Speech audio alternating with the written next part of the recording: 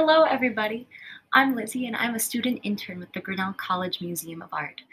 In an effort to bring a little more movement into our lives, we're going to look at the art we have in the museum's archives and let it inspire some activity in ourselves. Today's art inspiration comes from Lari Gibbons' piece, Eye Chart Number 3. This piece was created in 1997 and is classified as a print. What is a print, you may ask? A print is a kind of etching that is made from engraved plates. These plates have been scraped and smoothed and roughened to give the piece different kinds of light and shading. The particular kind of printmaking process used for this piece is known as mezzotint. Let's look at this piece in more detail. What do you see? There are two distinct images here. The one on the left looks to me like a needle and a thread, but what does the image on the right look like? There's an ambiguity of texture here, allowing for many different interpretations. There seems to be a weaving pattern or some sense of overlapping texture. What does this image look like to you? Could it be some creature? A snail, perhaps? Or is there something more? I think one of the most interesting things about this piece is a sense of implied movement. What does this mean exactly? Well, when you look at the image, nothing is really moving, is it? It's a still image of two objects.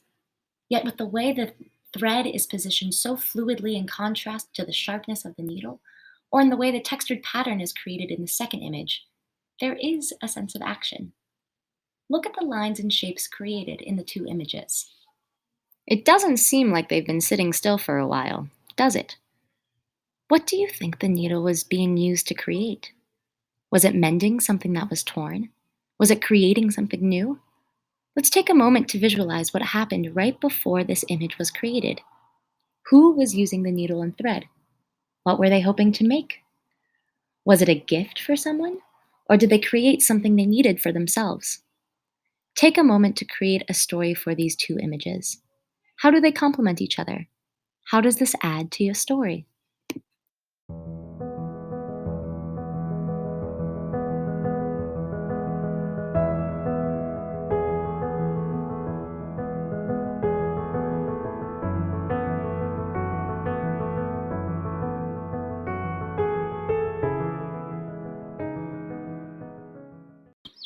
Now that we've created a story for ourselves, do you notice anything new about the two images?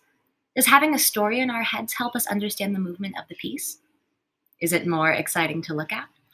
I think just about anything could be a little more exciting when there's movement to it. And I guess with that being said, do we want to add some movement to make our day a little more exciting? I say yes. Wherever you are, sitting or lying or standing on your head, I encourage you to stand up on your feet and make some space around you. If you want to have a friend or family member get involved, go grab them now and make this a partner project. On the screen before you is an image of a needle, just like the one from our print. Now here's the fun part. It's your time to be the thread. Using just one finger at the moment, weave through the eye of the needle and start to create some lines with it. Move up and down, left and right, zig and zag, any which way you please. Thinking about the story you just created, now is your time to think about what you would create with this thread. You can create anything you wish. Wanting to make the world's biggest blanket or a teeny tiny scarf? Match your movements to the size of your project. Bigger projects require big movements. Stretch as high as you can with your finger and then swoop down to the floor. How does this contrast to teeny tiny movements? Do you have to concentrate more when your actions are smaller? Now to incorporate the other half of the print into our movement, we need to weave our thread together. If you have a friend or family member with you, try combining your movements. What is it like to weave your thread around, alongside, above, below, or behind your partner? Get creative and see what you can create. For those who are making this project individually, what other body parts can you incorporate? What is it like to use your finger and your foot, or your head, or your knees, or your ears? Try as many combinations as you can. Use this movement to weave your project together. Once you feel as though you've woven your movements together and created your final product, take a step back, shake it all off, the thread from your fingers and your toes, and admire what you've created. Congratulations on a project well done. Thank you for taking the time to do some movement with me today and enjoy some art in the process. I wish you all the best.